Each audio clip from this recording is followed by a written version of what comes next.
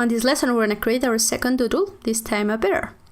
So again, just find a reference online. You can do it on Wikipedia or wherever you want. You're going to be using this image, so the copyright is fine because you're only watching. Or you could also go to a zoo if you can and if your city has one. It's also great to see the animals alive because you're going to see a lot of behaviors and poses, so that's okay. So I'm just bringing my reference in here. And let's remove the visibility of the rabbit. Let's just put our photo there and create a new layer. And let's begin watching our bear. So again, we have an ellipse as a head, or maybe in this time more like a circle. Now for the body, we have a huge ellipse. We could cover all this. We have our eyes. We have a nose that in the case of this bear is kind of more rounded and bigger. And we also have this area around our nose that is looking quite well. And also we can have circles as ears. And also we have here some rectangles as our legs. So maybe it's not looking perfect, but you can see that in really few lines, you can see a bear there. And as I said on the previous lesson, because we're doing this cute, we're gonna try to have a big head and a small body. So that's really the key to make this look as if this was a baby bear. So instead of a bear, you're doing a cub. So now I'm just tracing my legs a little bit better so you can see. And adding a little bit more of a shape here. So we see our bear a little bit more clear.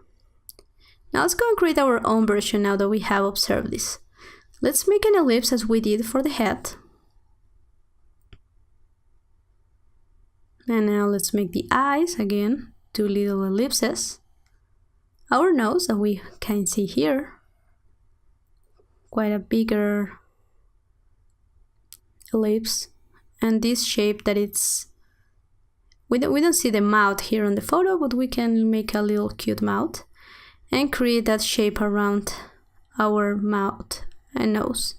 And you can think, okay, this is a weird shape, but in reality it's a triangle, just that you don't have that top part.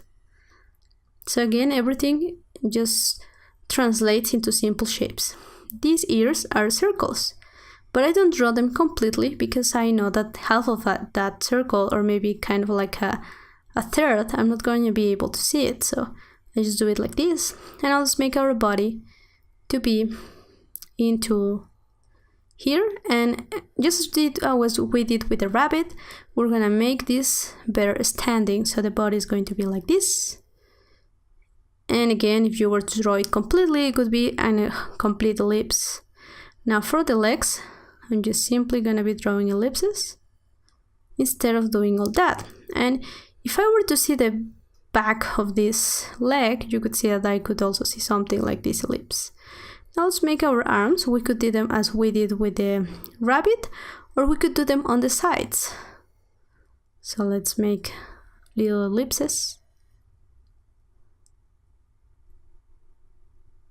You can see there if they were complete. And also on the photo, this bird you cannot see the belly, but a lot of birds have a belly on a different color. The fur there is from a different shade, so we're gonna do that. And there we go, we have a cute bear that we just created. And following the same technique, you could make a variation as we did with the rabbit.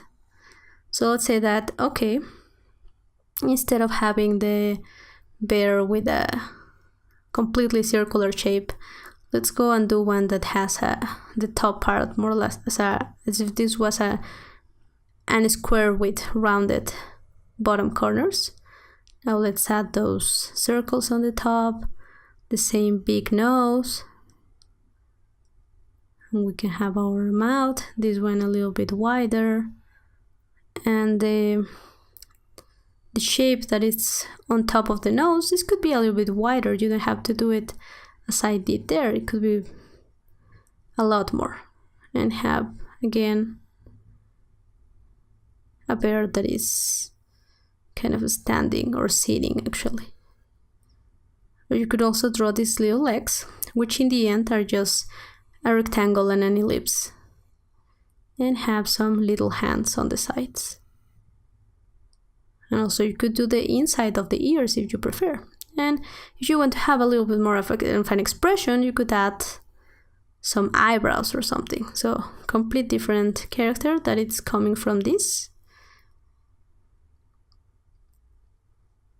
But since we have been working on the cute bear, maybe we're just going to stick with this one. And as we did with the other ones, let's add some cheeks for extra cuteness. So now all you have to do is name your layer so you can easily see which one is which. And on the next lesson, we're going to keep working on our animals.